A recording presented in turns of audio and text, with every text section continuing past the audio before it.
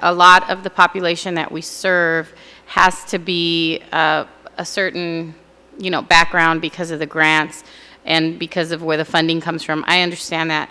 But going forward, if we can recruit them to become LBCC students, maybe initially they don't start off as being LBCC students because they're community members that fall into a different category of employees. But once they're in your program, if we could, make a concerted effort to bring them on board, I think that would improve some of our numbers in terms of graduation rate and having student success stories. They may have started with your program, but ultimately they'll end through the regular mainstream college. Just a little food for thought. And then the last thing is, in looking through the documents with the faculty, and I know that this is a much longer conversation than what we have time for now, but I just want to make sure that, because I get the sense that the faculty that you use is not technically a part of our faculty here or at both campuses. And what concerns me is that they might not have the same rights or protection that members of FA would have. Because you hire somebody that already has a job, or maybe they're a trade union representative and they come and they teach a class, a welding class or whatever, that's just an example, they might not become a member of the faculty per se. They'll be a different type of adjunct. I just want to make sure that they are also afforded the same representation that our faculty would have if they would have been hired through the normal process. And again, that's probably too lengthy of a discussion to have now, and we could certainly follow up or invite you to come back. But it is something that I think we should be aware of, and especially the public. We can't have two types of faculty.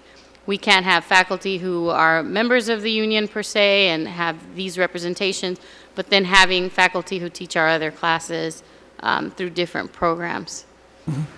And I'm sure he has something to say. I cannot let that one lie there. We do not have two types of faculty. We only have one type of faculty, and that is our faculty under the current bargaining agreements. Anybody that provides any instruction outside of a credit program would not first qualify to be within the bargaining unit, would not qualify to be a full-time faculty member necessarily.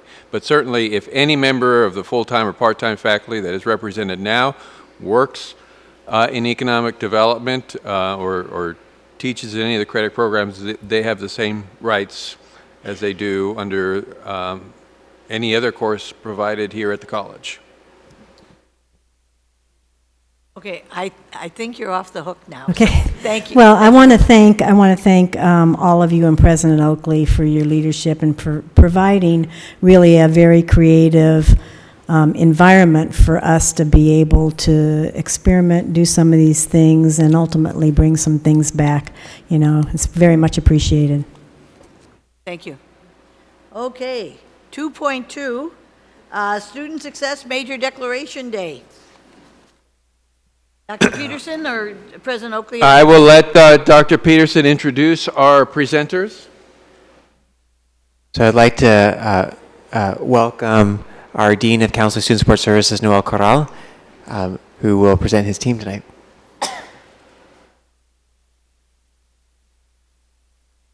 Thank you, and thank you for the welcome. With me tonight, we have Carlos Ramos, who's the Department Head of Social Sciences and also Sociology instructor that will be presenting, as well as Lawrence Asenko, Director of Institutional Research here at Long Beach City College.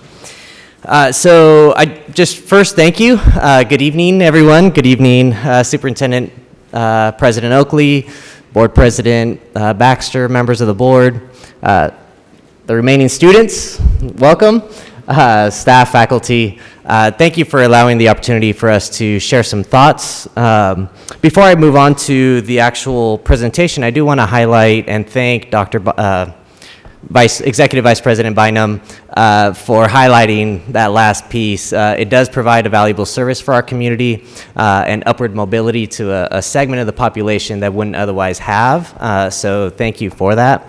But continuing on to the other mission of the community college, which is providing access to higher education, we're highlighting Major Declaration Day, which is in its second year So last year, it came to be from a subgroup of the curriculum committee through the department plan program review. And if Karen Kane was here tonight, I think she'd also share. She helped kind of initiate some of the key pieces in looking at themes from the different department plans that were submitted in the planning process. The need for, or the need that was identified in departments across campus to want to connect more with students, to want to identify career paths for students, and also trying to get students to declare a major earlier in their pathway as opposed to later. And all of that was possible by a few key funding sources, primarily the James Irvine Foundation providing some funding, but also it was a partnership with Student Equity as well as Triple SP. So it was a good institutional collaboration.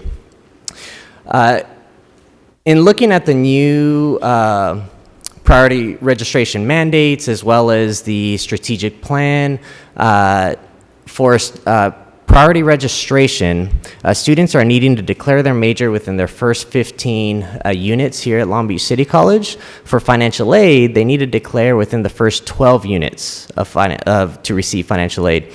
So this is all in alignment with trying to get students to identify their majors sooner, follow a path, be able to complete and move on either into the workforce or to transfer to a four-year institution. And it's in alignment with the strategic plan, specifically goal number 1, highlighting helping students choose and enter their paths, as well as declaring their paths early and connecting to the student goals. And also, it's in a clear alignment with the Board of Trustees'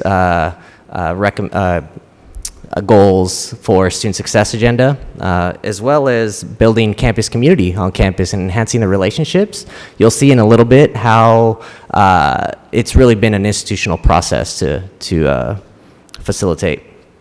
So I will hand it over to our Director of Institutional Research to share some data with you guys. Hi, good evening, everyone. Again, my name is Lauren Sasenko, and I'm the Director of Institutional Research here at Long Beach City College. I'm going to very quickly profile for you what we learned from Major Declaration Day last year and some of the strategies that we're using this year to target certain student groups. So in 2015, we held the first Major Declaration Day, and we did the very best that we could to tag the students who were changing their major during the time frame of this event. And we found that about 606 students here changed their major or declared a new major during last year's Major Declaration Day. We know that many of them were changing their major, but what we expected was that students were learning more about different disciplines that they may have been taking coursework in, and this event offered them the opportunity to engage with faculty and actually make that declaration change. So you see that we highlighted here some of the top types of majors that students declared. So we see that the largest group, about 133 students, are declaring a general transfer GE major.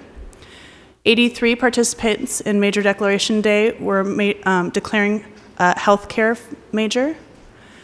And then it goes on from arts, business, physical science, to child development, and many more. So there was lots of good representation across different disciplines in the college. We actually didn't do a formal survey last year, something that we are going to do this year. But what was so incredible was I actually had faculty come up to me and say, well, are you surveying about this? And I said, well, no, we're counting. They go, well, I have something to tell you. So unsolicited, we had this feedback come in through our office about how their students really, really appreciated the Major Declaration Day event, and you can read these student quotes that they really found value in this event that helped them learn about different disciplines that they hadn't felt that they had the opportunity to learn before. And this year, our IE staff is going to be going out and doing some surveying during the event to try and better understand from the students' perspectives what information they're gaining from the event that's helping them make a declaration, or if they're not, why they're not. And this year, we are doing a little bit different targeted outreach that we didn't do during the first pilot year. We've identified 792 students who do have a student education plan, but are currently undeclared. And so we've provided the names and contact information for those students to our communications department that's sending them out some very targeted messaging about this event and hoping that they will take the opportunity to come and learn about the different majors and hopefully be able to declare. So you see that this is the breakdown of those 792 students, the total undeclared by ethnicity. And we just have for comparison, contextual comparison's sake, the ethnicity breakdown of all students with an SCP. Okay.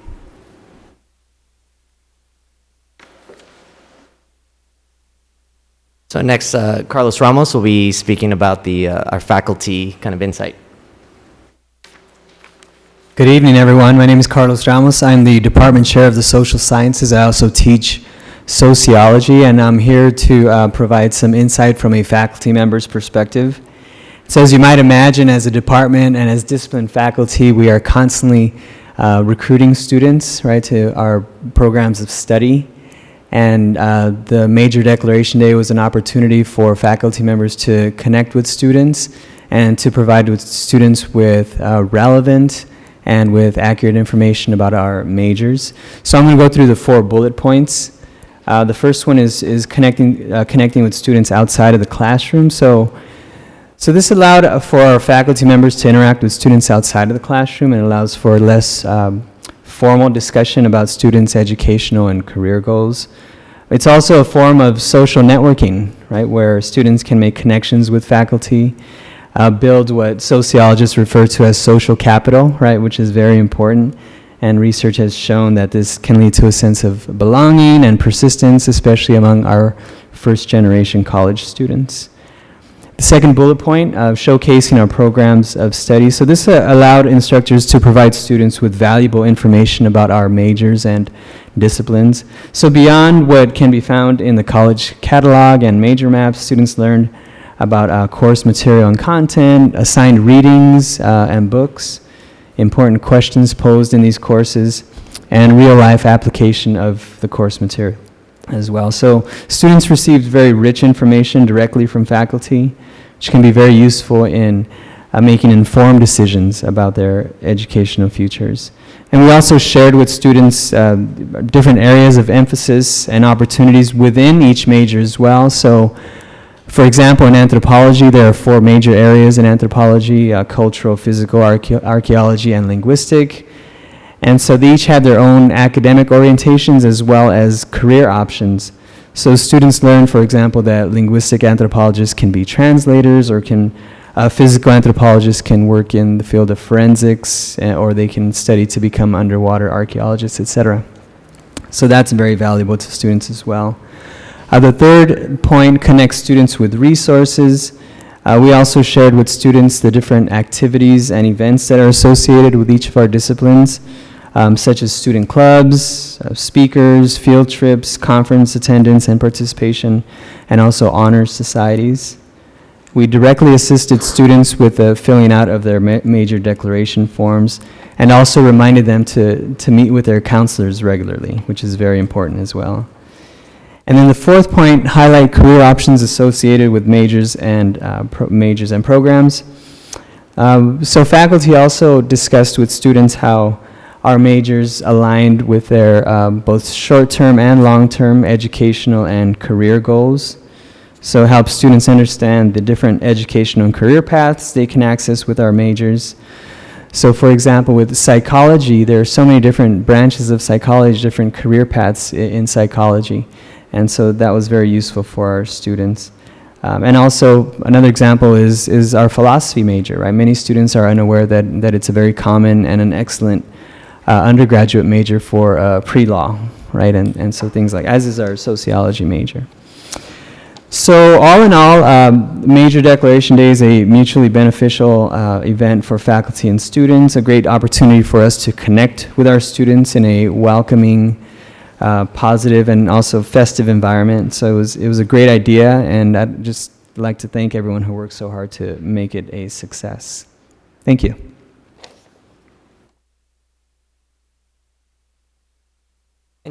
Just to piggyback on 2 points, what we learned last year also in speaking with some faculty are the connections that are so valuable for students to be made, not just on the academic side, but also in the student support side. For example, I had an ESL faculty recently come up to me and ask me, last year we had a lot of students approach us at our ESL table asking what do I need to do to further my education in English or move into a different path? So being next to counseling would be really valuable for them. So we've been able to make some tweaks based on some feedback to help that student experience at the event. And also the highlighting career options. So I want to acknowledge all the hard work that institutional effectiveness and career pathways and support services have done to put together the information, the labor market information connected to the majors that you all have as part of your handouts. I gave as an example kinesiology, but all the participating departments have labor market information for all of their majors. So all students will be able to see what kind of career options they have if they continue to pursue that major here at Long Beach City College. So a couple benefits, we've already mentioned some of these, but it's shortened time to completion. The clearer path a student has, the less likely they are to deviate. Students are going to be saving money and resources as a result, taking fewer classes and taking the classes that they need. It also ensures that students stay eligible for financial aid and priority enrollment. So a couple key components of Major Declaration Day. I do want to highlight the different areas that are involved in the planning group. And this kind of gives you a picture of the institutional collaboration. So in the planning group, we have institutional effectiveness, facilities, public relations and marketing office, student affairs, student life, ASB, IITS, media services, Triple SP, student equity, academic affairs, career pathways, support services, enrollment services. So it's a number of people that are coming together to make this event happen. So when we're talking about building relationships across campus for a common good, serving students is one of the best ways, right? So part of Major Declaration Day, we have the planning group that has really put in a lot of time and work to coordinate some of this. We have the academic departments that we have over about 80% that have RSVP'd already. So we should be getting close to full participation from all departments. We have student services. ASB will be present with the table. We wanted to create an active and engaging environment. So that's where, to touch on Carlos's point about a fun kind of atmosphere, we have a photo booth, we have hashtags, we have social media, I declared stickers, we'll have lunch, we'll have food, we'll have performances. So it's really an acknowledgement and a celebration that we want to have for them here at Long Beach City College. And we're catering to both day and evening students. So we have the event, you have the information in front of you, and it's here on this next slide. PCC next Tuesday from 10 a.m. to 2 p.m., and then in the evening from 4 p.m. to 7 p.m., and then LAC, same time the following day. So we wanted to make sure we hit the Tuesday students and the Wednesday students.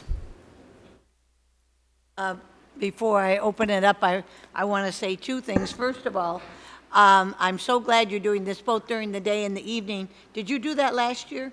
I didn't think so, because that's a great opportunity for our evening students. And then just a second historical bit of information. We used to do this by going to the high schools to get the high schools to come to us. And I wonder if you had thought about perhaps inviting high school students that day, because it would really showcase your departments. I'm not looking for you to do more work, but you know, in particular, perhaps Lakewood High School come here, and maybe Poly go to PCC, but they would see the opportunities that there are and might help recruit some students, for whatever that's worth. Thank you. Okay, Trustee Malauulu. I'll be really quick. Thank you. Thank you for what you're doing. I actually attended Major Declaration Day last year at the PCC campus. I still have a picture in my phone of the event. And the reason is I was so struck by one particular setup. It was the automotive setup. And it was a young lady who was there representing that department. And I thought she did a terrific job recruiting people. Because as the students were walking around getting information about each major, she, a female, was, involved in a non-traditional role and a non-traditional, career path. And she was the one, with the information. And they had a really cool car on display. I'm not a car person, but it was red, shiny, sports car, two-door. I don't know what it was, Corvette. I don't know. But that's why I kept the picture, because she and I took a picture by the car. So I commend you for that. And I don't know who had that idea, but it was very strategic. And I'm sure she was able to successfully recruit lots of students. So maybe, consider doing that again. Thank you. And the departments are very creative. So that was all the department. Yeah. It was good. It was great. Hey, Trustee Zia? Thank you, Noel and Carlos and Lauren. You guys did a great job. I have to echo Trustee Malauulu's comments. It was fantastic, the events that you held. I went, I believe it was a couple of times.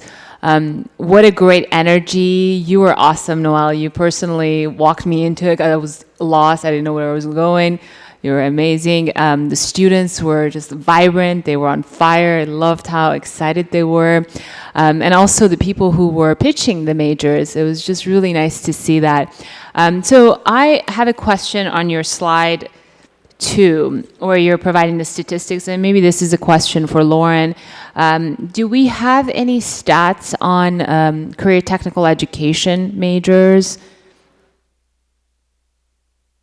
Or disaggregated data on that? I do have data on all of the majors, though, so the 606 that were declared during that time period. I don't have them memorized, but it's something I certainly can provide to you. We just had picked the ones that were at the top for presentation's sake. Okay, yeah, I just want to emphasize how important CTEs are, and we, literally every member of my district that I've talked to, which is every weekend, they are huge proponents of vocational programs, CTEs, and they would love to have a part in taking advantage of our courses. And it would be great if we can codify that in these presentations in the future, or perhaps you can provide it after this meeting. And then also, you mentioned from a contextual standpoint, when it comes to the demographic of the participants of students. Are we doing anything as far as the high percentage of, is the big glaring percentage in this sheet is the 60% among Hispanics that are not declared, they're undeclared students. Are there any efforts that we're taking on to overcome that, or perhaps really bring that number down? Sure. I mean, I think that we are really targeting the entire undeclared group. So that 68% of the undeclared group is Hispanic Latino. So all of those students, the 538 in that group, are going to be targeted to try and help them find a major to declare during this event. And, the one group that actually isn't represented up there, which is important to consider, is these are all students with SCPs. And we know that there are students on our campus who don't have SCPs. So when we look at these demographic breakdowns, we are interested and concerned with the overrepresentation of our Hispanic Latino students in that undeclared category. But again, they are part of sort of the whole package of those undeclared students that we're targeting for this event. Okay, so do we have efforts that we're going to initiate or support in this year or upcoming years into reaching out to that student population and making, since it seems that there's quite a bit of need there for us to support. It is. That is part of the strategy for this event, is to target this group with the overrepresentation of Hispanic Latino students to try and make sure that they're getting that messaging so that they can make the declaration. And perhaps Noel or Vice President Peterson can speak to this. And what are those efforts?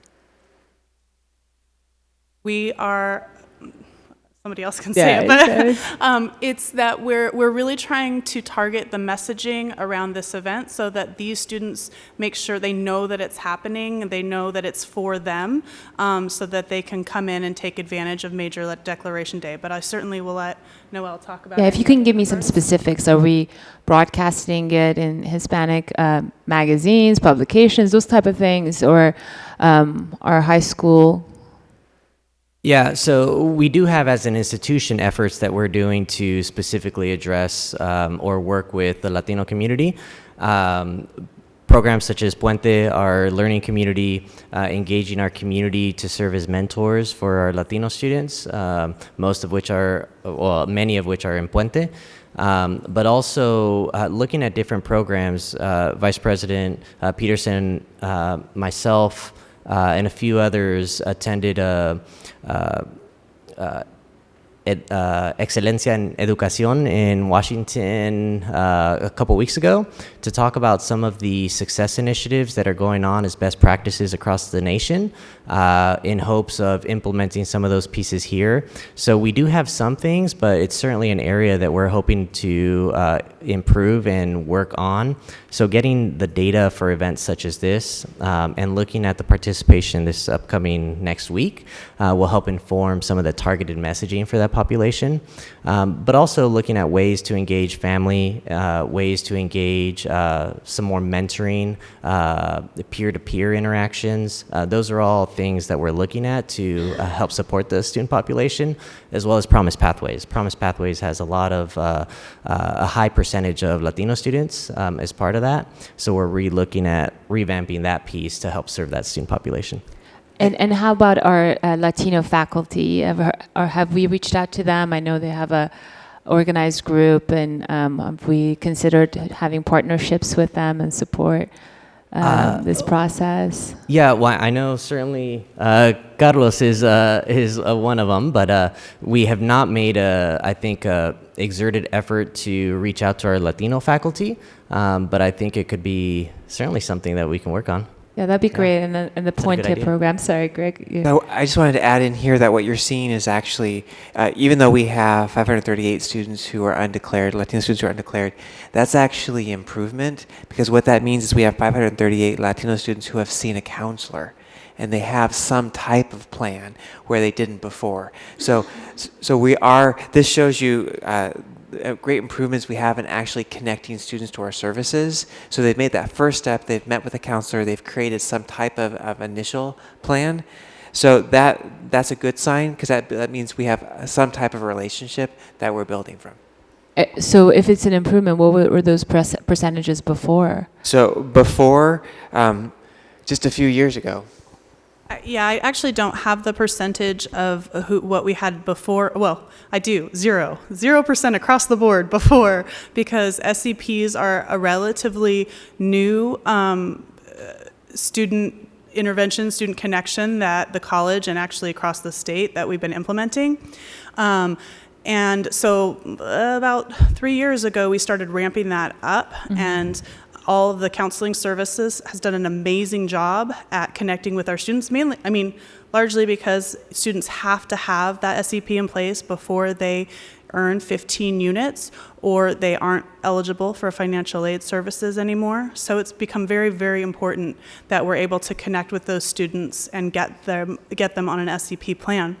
If you look at our college facts, you'll know that we actually have been a majority Hispanic serving institution for many years now, and it's about 57% in our most recent stats. So if you look at all students with an SEP, when we're looking at 60% of those students are Hispanic, it's over a little bit even, they're overrepresented among the students who have an SEP right now. So that's a really good thing.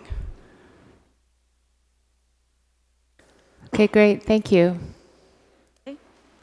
Thank you very much.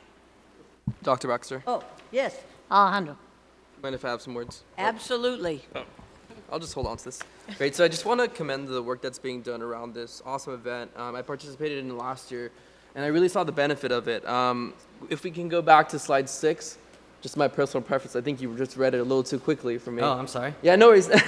So I really like this slide because it shows some benefits to students, and it really reflects the 606 students that participated in this major declaration day, and those 606 students that at some point would not have had these advantages before this. And I want to highlight something that's not really specified in your bullet points, is that having a major and having a student education plan really instills a level of confidence in students, and I feel that that level of confidence comes with being confident in what they want to be when they grow up, and what they want to achieve in their educational goal, and what they want to do with their classes. And the camera has to capture me. Did I look into the camera? Okay. But yeah, it's really exciting because I can't tell you how many times I talk to students, and really the first conversation I have with them is what's their major, and they just say, I'm not really sure yet, I'm undeclared. So this next follow-up question is always something like, well, what's your favorite class? Like, what do you enjoy doing? So these events you are actually reaching out to students and not really just worrying about who your next counseling appointment is going to be, but actually being out there and being there for the students is something that I definitely commend. And then I'm really excited to be a part of this again this year. I can see you added more groups in collaboration with this event, and I'm really excited to see how we can support our students there again. Thanks. Okay, thank you.